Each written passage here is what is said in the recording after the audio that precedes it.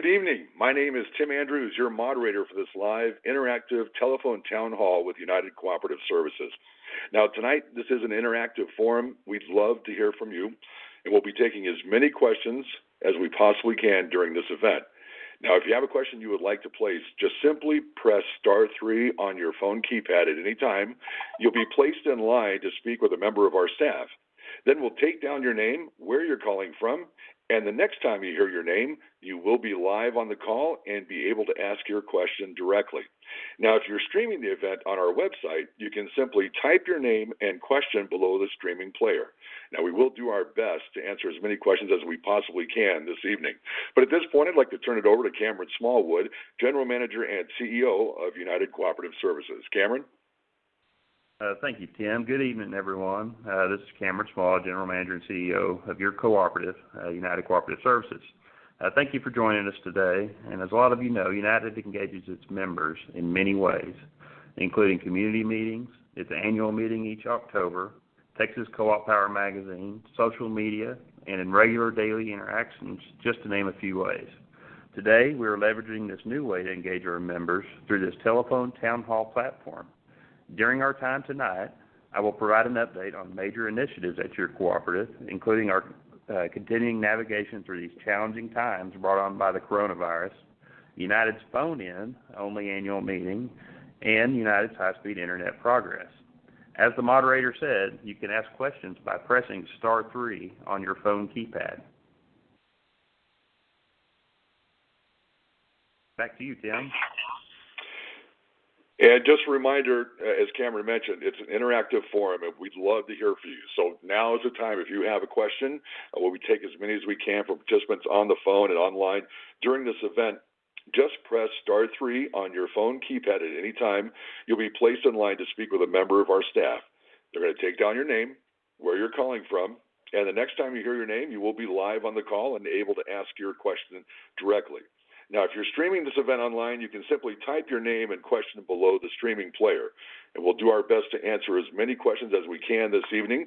Now, if we're not able to address your question today, please leave us a voicemail after the event by simply remaining on the line, or you can call our office at 817-556-4000.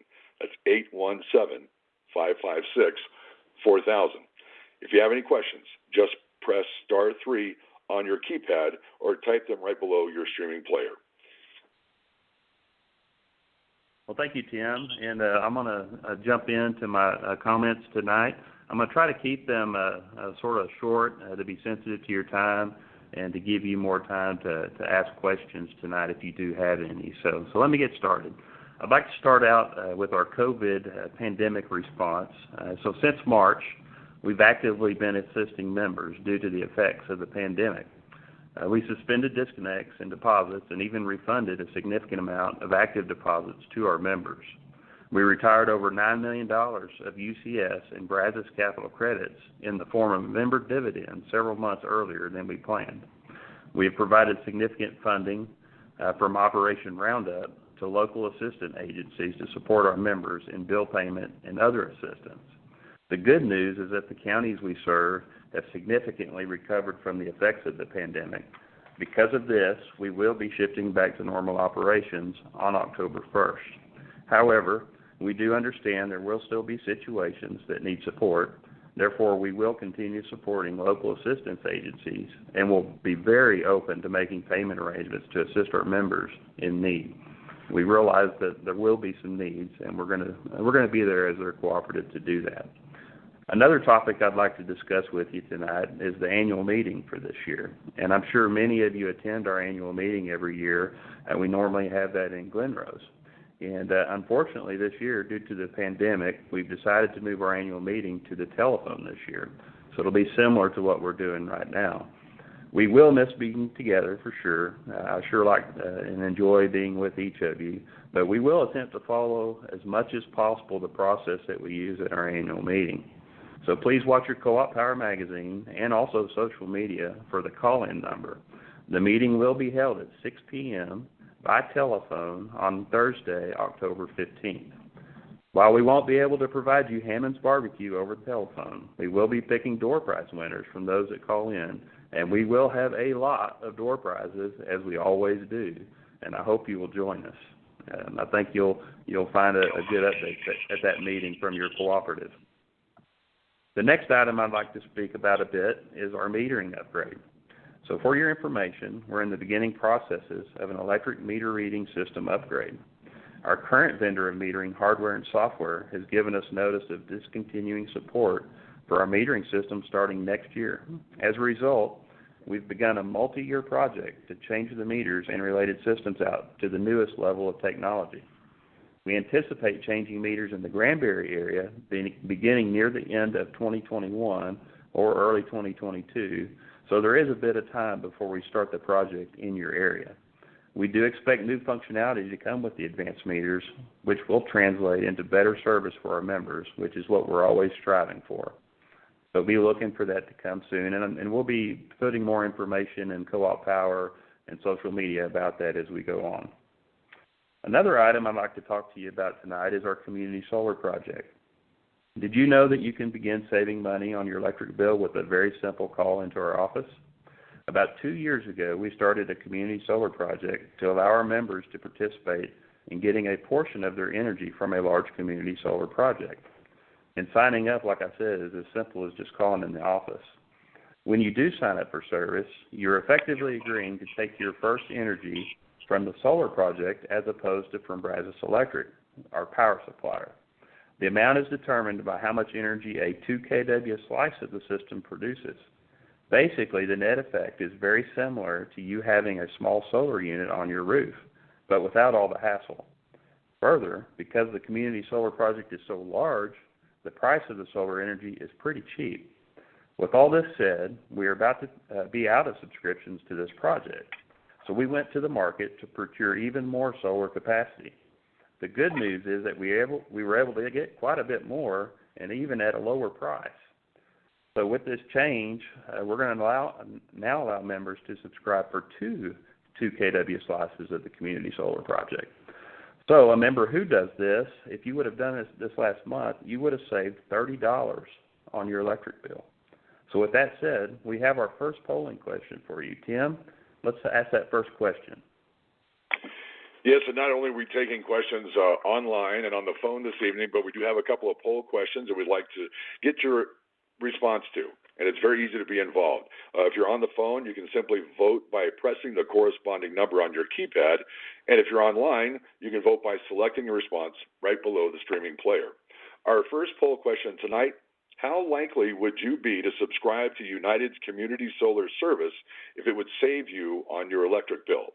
Press 1 for definitely, press 2 for likely, press 3 for not sure yet, and press 4 for no way. Again, 1 for definitely, 2 for likely, 3 for not sure yet, and 4 for no way. That's our first poll question this evening. We'd love to get your responses on this poll question before we get to our question answer period. But at this point, let's go back to Cameron for a few more thoughts. Thank you, Tim. We'd like to have some interest in seeing the answers to your poll, but you can sure ask questions about that project here in a little bit that I'd be glad to answer if you have any. We'll continue on. The next item I wanted to discuss with you concerns our rate adjustment. So back in 2014, we began a process to study the implementation of a rate adjustment due to the need to collect additional revenue in order to keep our lenders happy. As a result of that study back then, a rate adjustment was completed, and it was estimated to last us until about 2021. Obviously, we are in 2020, and we do see the need starting in 2021 for our next rate adjustment. We take this process very seriously because we always want to make sure we only collect the revenue from our members that we have to in order to meet our lending requirements.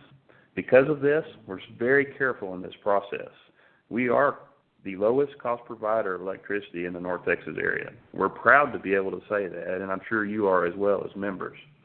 There has been a significant inflation since 2014, since you are all aware, and it has finally caught up to our revenue that we collect to the point where we do need an adjustment in 2021. We expect the increase to be relatively small, probably around 6%, and we're currently estimating this adjustment to last until around 2026 or 2027. We don't have the final study done yet, so I can't give you the exact results yet, but we do expect it to be complete in the next month or so. There are over 100 assumptions that we have to make that when we go through this process. So when we do our best to do this, obviously, as accurately as we can, considering those assumptions. In 2014, we did the best we could with those assumptions, and we were pretty spot on.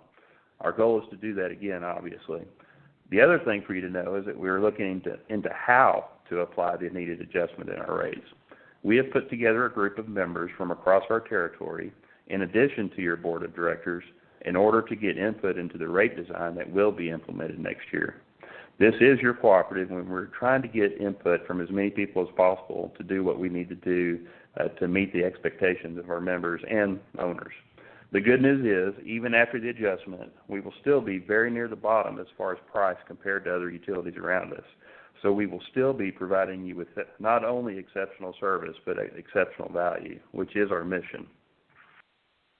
Now, I'm on my final topic tonight, and that's internet, and I'm sure many of you, this is the main reason that you got on the line and stayed on the line with us tonight, and that's to get that internet project update. But to start that off, I'd like to throw another polling question to you from the moderator. So, Tim, would you introduce that polling question, please? I'd be happy to do so. Would you like to hear the results of the first polling question? Sure.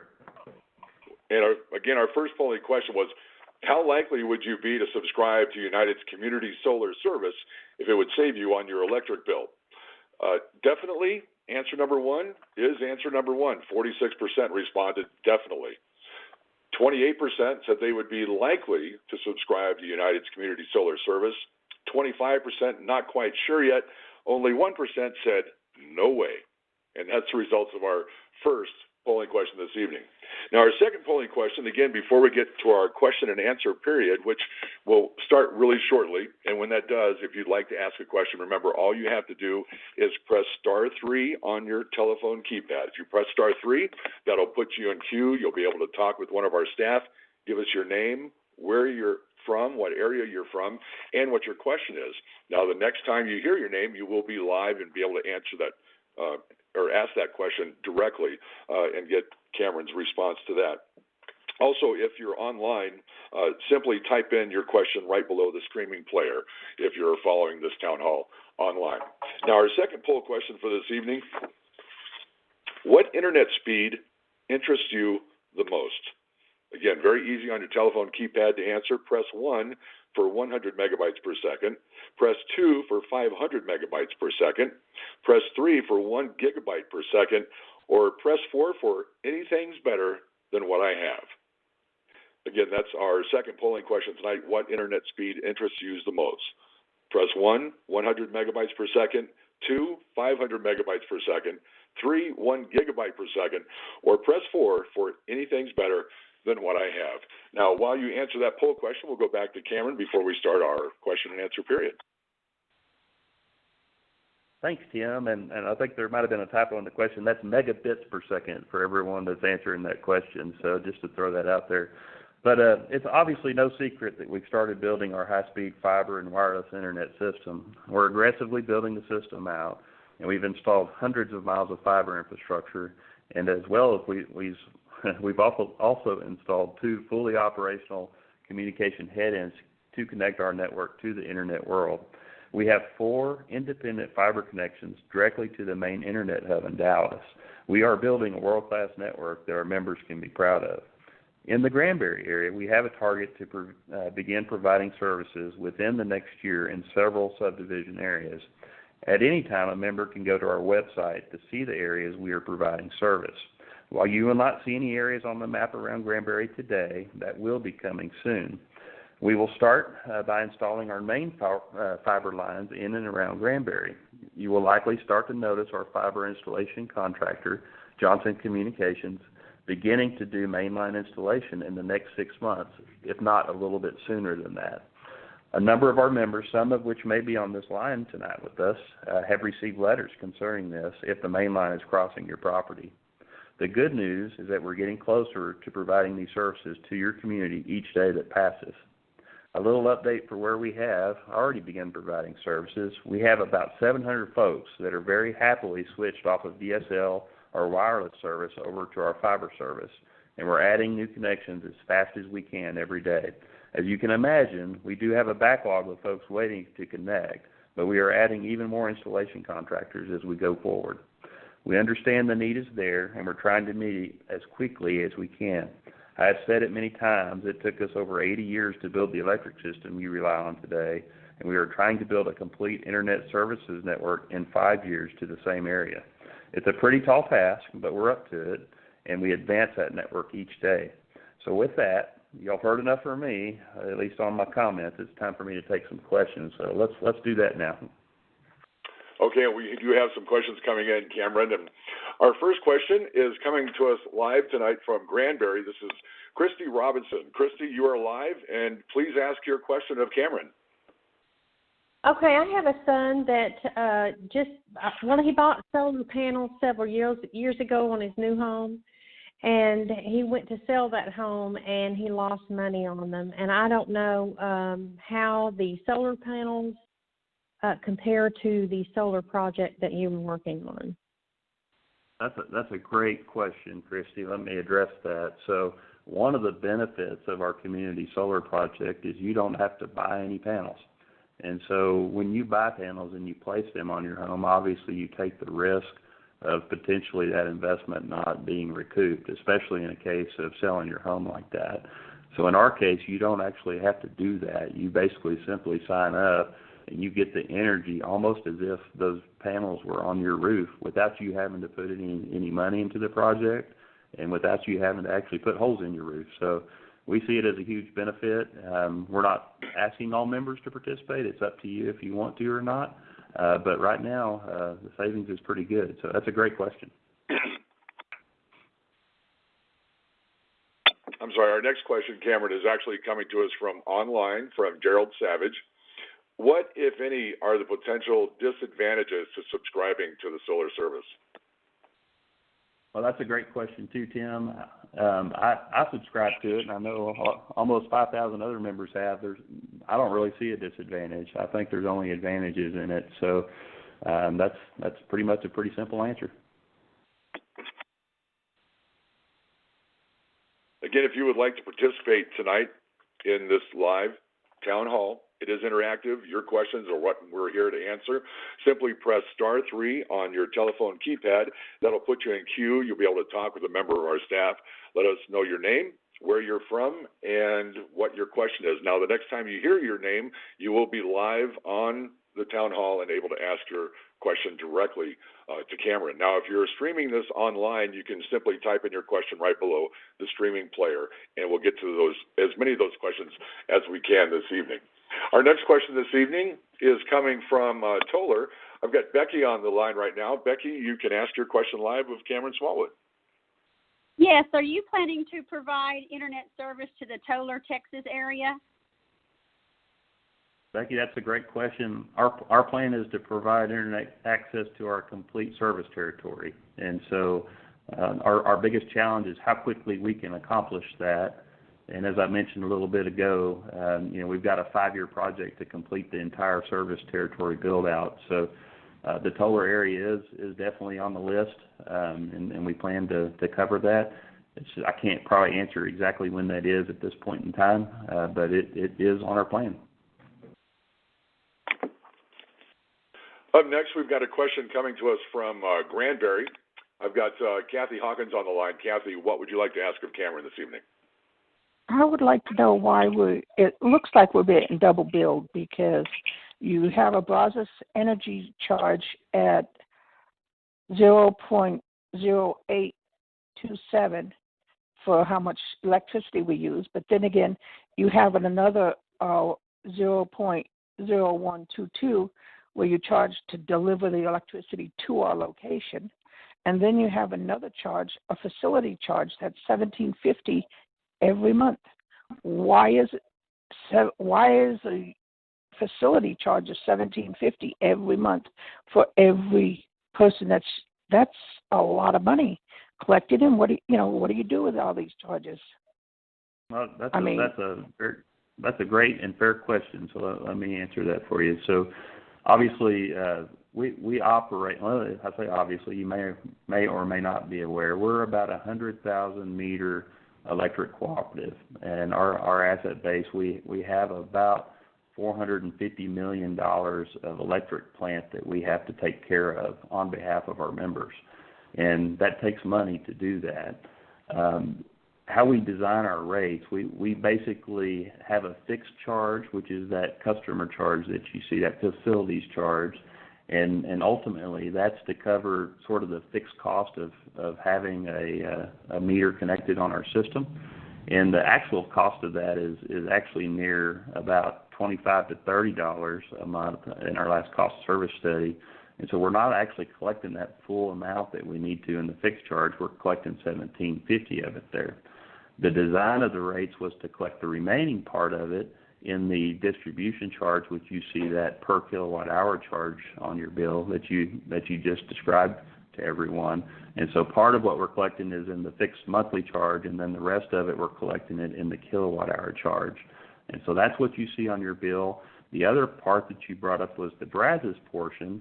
That's for the actual energy that you use. We don't make any energy here at United. We just deliver it to you.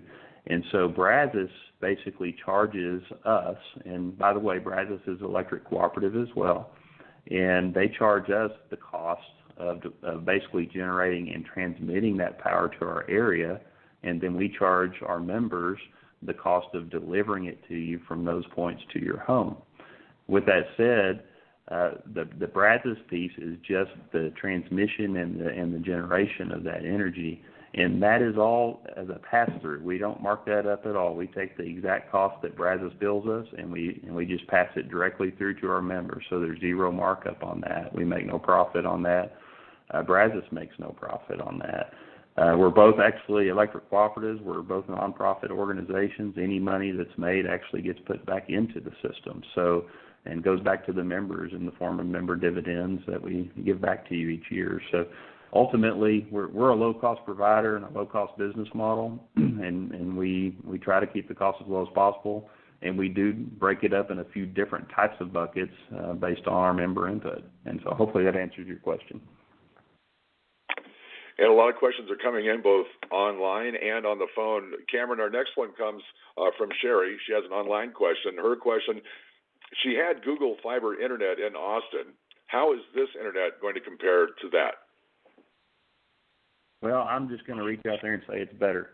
And it's fiber just like Google Fiber is, but one of the things that we've done different than other fiber providers is we've used the next generation of technology on our fiber network.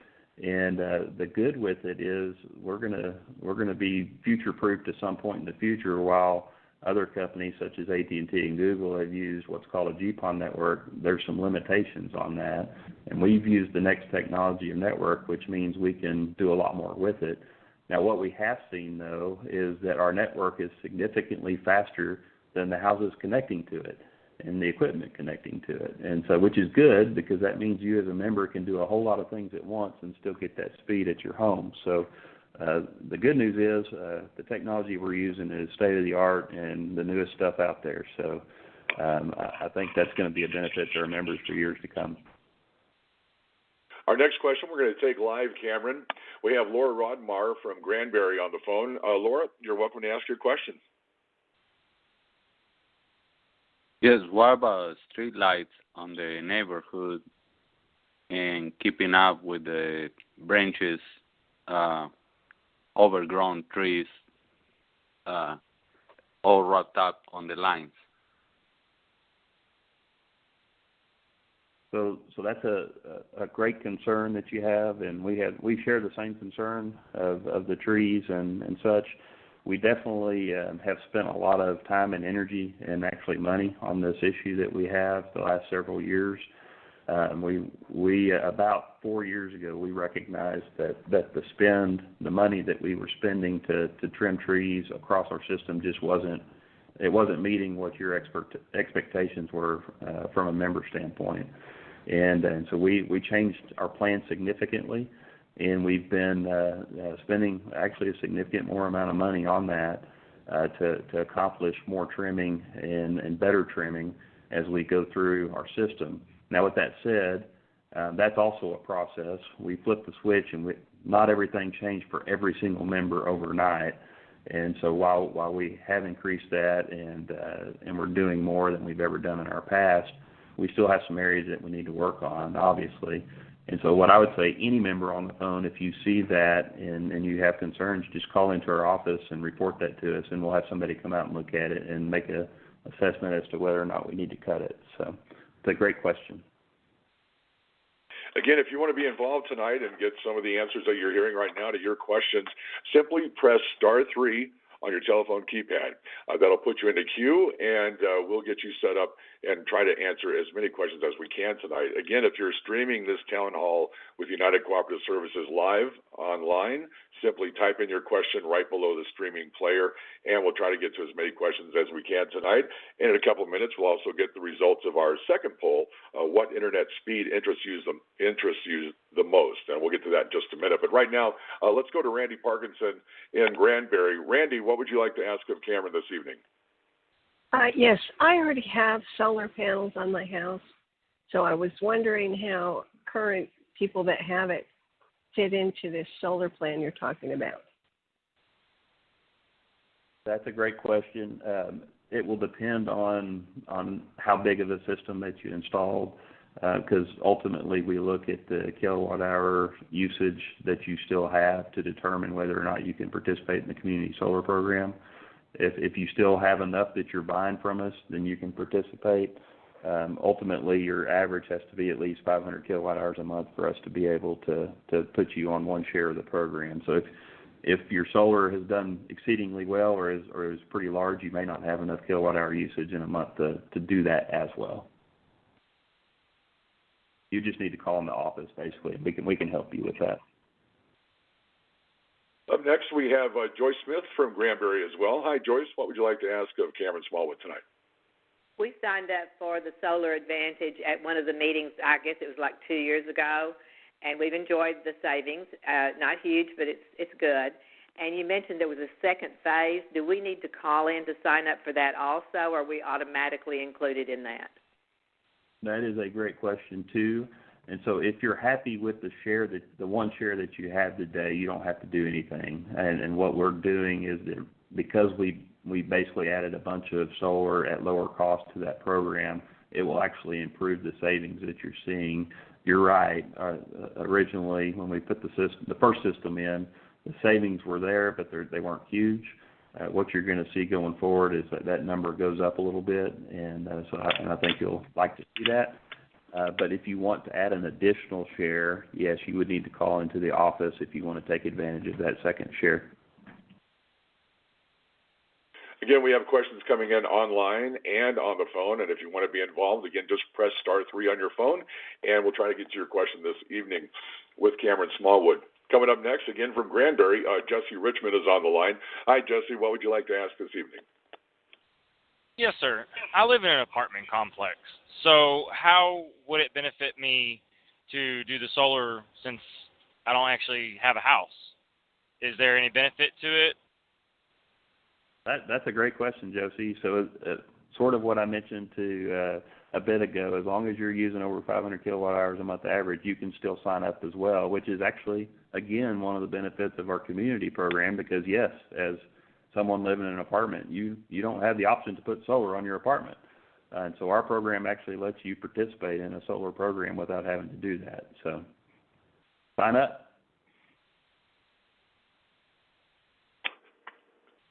Again, if you want to be involved tonight in this town hall, press *3 on your phone. Now, if we can't get to your question this evening, you can leave a voicemail if you still want to have your question answered, simply by remaining on the line after the event is over and leave a voicemail with that question. Or you can also call 817-556-4000. But we still have plenty of time tonight to get to your questions. Just press *3 on your phone to get into line to ask your question live of Cameron Smallwood. Or if you're listening or watching this online, simply type in your question right below the streaming player. Let's take a look at our second poll question this evening. Our second poll question was, what internet speed interests you the most? And only 10% responded to 100 megabits per second. 28% said 500 megabits per second interested them the most.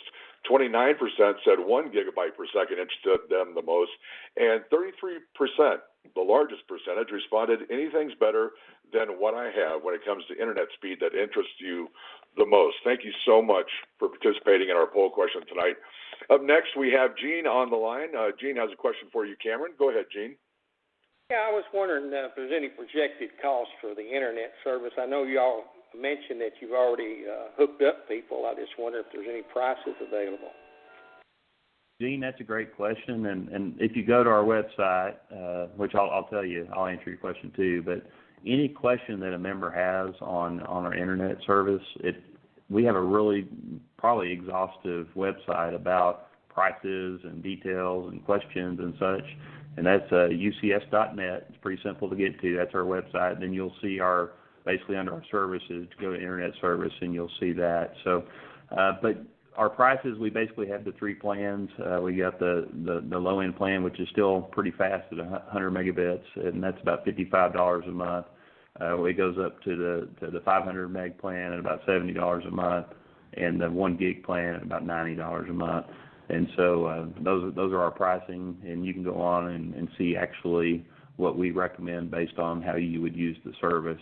That includes, getting email through us and a whole bunch of other things too. So hopefully the website will be really useful for our members to answer those types of questions. Up next, Cameron, from Tola, Texas, we have Tad Simmons on the line. Hi, Tad. What would you like to ask of Cameron Smallwood this evening? Yes, sir. I know you mentioned the 5-year project for the internet. I was just wondering, when did it start and where are we at in the process of the whole 5 years? That's a great question too. We started officially about 10 months ago, 9.5, 10 months ago. And so our whole goal, I will tell you, is to do 5 years, but if there's any way we can progress more quickly than 5 years, we're going to. But we're trying to be real careful to not promise something that we can't accomplish. We believe that we're gaining some momentum on the work that we need to do to deploy the service. And so I'm hopeful we can beat the 5-year schedule a little bit, but I'm not willing to bet on it right now. So as far as where we're going next, we've got basically we're working in northeastern Johnson County right now. We're about to move to central Johnson County here in a little bit, and right after that we're going to be moving to sort of central Hood County and be moving on west from there. We have turned up an area around Stephenville, and that happened probably, or it's happening right now, I guess is the best way to say it. So that's folks basically south of our office there in Stephenville are about to be able to sign up for service any day now. And then we'll be west of Stephenville with an area, up in the PK Lake area, and down south of Meridian we've got some areas that are pinpointed. So what we're trying to do in the next 12 months is hit some areas all across of our system to give members across our system the benefit of connecting.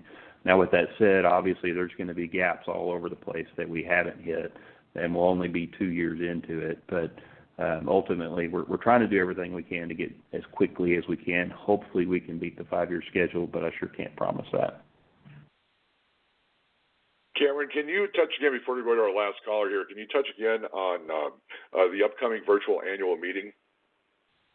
Oh, sure. And so our annual meeting we normally have in Glen Rose every year. And unfortunately, because of the COVID situation, the school and the folks that support us in that aren't real excited to do that with us. And so we've decided that we basically won't have the in-person annual meeting this year. We do intend to have it next year, and there beyond, obviously we'll see how this affects anything. We're not expecting it to next year, but at this time. But this year, because we can't do it in person, we're going to have a telephone number for any member that wants to call in. We called you tonight. We're not going to do that on the annual meeting. We're just going to provide a phone number and a time. Anybody that wants to participate can dial in. If you do dial in, you'll get some information to basically lock in your chance to win door prizes for dialing in for the night. And we'll probably be 30 to 45 minutes worth of meeting time with the updates and such, election results from your directors and et cetera. So that's hopefully a little bit more information that's helpful. Let's go to Rick now live with one last question for you tonight, Cameron. Rick, go ahead and ask your question of Cameron Smallwood. Yeah, Mr. Smallwood. My wife and I are just part-timers in Granbury right now. We live in Austin, and we stay in Granbury part-time. So our electrical use is not, I don't think, high enough to qualify. But we plan on retiring in Granbury within the next 2 or 3 years. Is there any way to pre-sign up for the solar advantage in case it's all the shares are taken up before we actually move there full time? That is a really great question too. And so what we're trying to do is ensure every member that wants to participate in that can. And so we're even projecting beyond the 2 systems that we're taking energy from today, and we're actually in construction of another system in Erath County right now. We're about to start adding panels to that within the next month, and then we're out to bid for another system beyond that point in time because we believe that this is going to be a big deal for all of our members. And so we're trying to prepare and make sure we have enough shares for everybody for the years to come. So that being said, we're not going to run out. We're going to keep adding as we continue to see interest in the project. We're going to continue to support adding to the project. Well, thanks again to everyone who joined us tonight for this live virtual town hall, as the way things are these days with United Cooperative Services. And Cameron, thank you for all your time and answering to the questions. Looks like that'll wrap it up for our questions this evening. Any final thoughts you have for us, Cameron? Well, folks, thank you so much for participating with us tonight. I appreciate you taking time out of your evening schedule with us, and I just want to thank you for being members and engaged owners of your cooperative, because that's why we're here, is to serve you, and I hope we're doing a great job with it. If there's anything that we can do to make your experience better, or if you have any needs or concerns, please reach out to us and let us know. Call our office anytime, any of our offices, 6 offices that are out there. You can call the local number there, and we'll do everything we can to help you. And if for some reason you feel like you're not getting answered, call me directly. You can email me, call me directly, ask for me at the co-op, and I'd be glad to take your call. So thank you, God bless, and have a great evening.